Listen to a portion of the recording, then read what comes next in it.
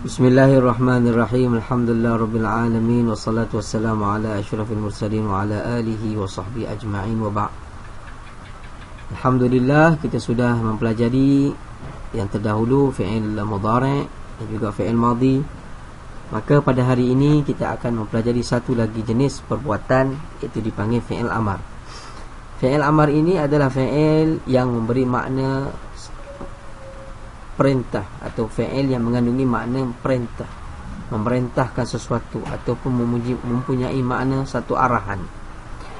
Maka sebelum kita teruskan, kita tengok dahulu apakah hukum-hukum yang ada pada fi'il amar.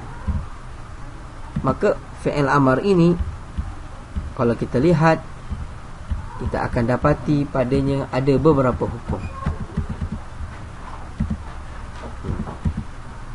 Apakah hukum-hukumnya? Cuba kita lihat sebentar lagi.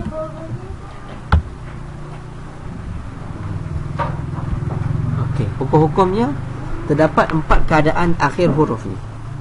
Yang pertama sukun, yang kedua baris atas, yang ketiga baris depan, yang keempat baris bawah. Okey. Bilakah sukun? Kita tengok satu persatu nanti. Okey. Akhir fi'il amar tadi hukumnya sukun. Yang pertama, lihat di sini tidak berhubung. Maknanya apabila akhirnya tidak berhubung dengan mana-mana huruf. Cuba lihat irham. Mim itu adalah huruf yang terakhir dan dia tidak berhubung dengan mana-mana huruf. Dan bila mana akhirnya itu tidak berhubung dengan mana-mana huruf, maka akhirnya itu akan disukunkan, irham.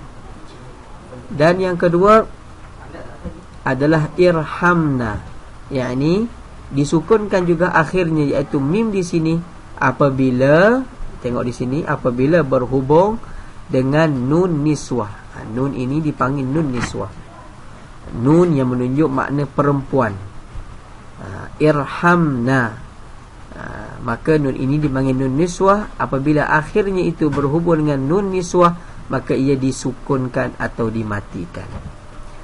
Dan seterusnya baris atas, apabila berhubung dengan alif dhamir tasniyah, yakni akhirnya apabila berhubung dengan alif dhamir tasniyah, maka akan diletak baris atas. Sebagai contoh irhama, mim ini huruf akhir, selepasnya itu ada alif, dipanggil alif tasniyah, maka mim itu diletak baris atas. Dan yang ketiga adalah apabila, iaitu diberi hukum baris depan, apabila berhubung akhirnya itu dengan waw dhamir jama'. Sebagai contoh irhamu, mim ini akhir huruf, akhir daripada huruf kalimah fi'il amar, bertemu dengan waw, maka ia didhammahkan irhamu. Dan yang terakhir adalah baris bawah, iaitu apabila berhubung akhir fi'il itu dengan ya dhamir muannas mukhatabah.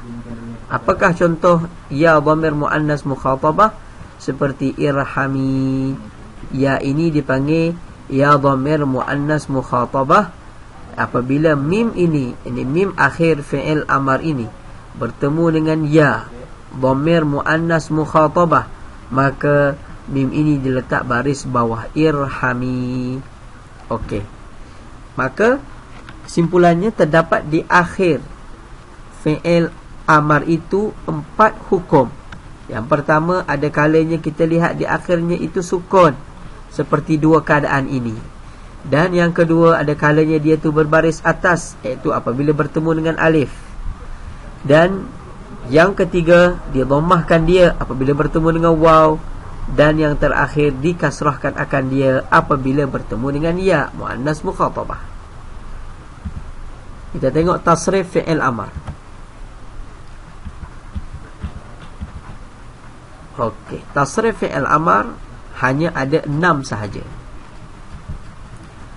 Contoh irham, irhama, irhamu, irhami, irhama, irhamna. Irham, irhama, irhamu, irhami, irhama, irhamna. Apakah makna kesemuanya ini? Maknanya satu sahaja, rahmatilah kamu. Kalau gini kita kata irhama. Kalau orang di hadapan kita seorang, kita guna irham. Kalau orang di hadapan kita dua orang, kita guna irhama, dan dia lelaki. Dan kalau orang di hadapan kita itu ramai, kita guna irhamu. Kan? Macam hadis irhamu man fil ard, hendaklah kamu rahmati mereka yang ada di atas muka bumi. Dan irhami, ini kalau kita bercakap dengan orang perempuan, irhami, seorang perempuan. Kalau dua orang perempuan, irhama. Kalau ramai orang perempuan, irhamna. Maka rahmatilah kamu sekalian orang perempuan. Maka itu saja tasrif fi'il amar dan juga hukum fi'il amar. Maka selesailah kita dalam bab pengajian kita, huraian kita mengenai fi'il. Mudah-mudahan dapat kita fahami akan huraian tersebut. Dan sekiranya tidak difahami, bolehlah kita bertanya di dalam grup, insya-Allah. Subhanahu wa ta'ala a'lam.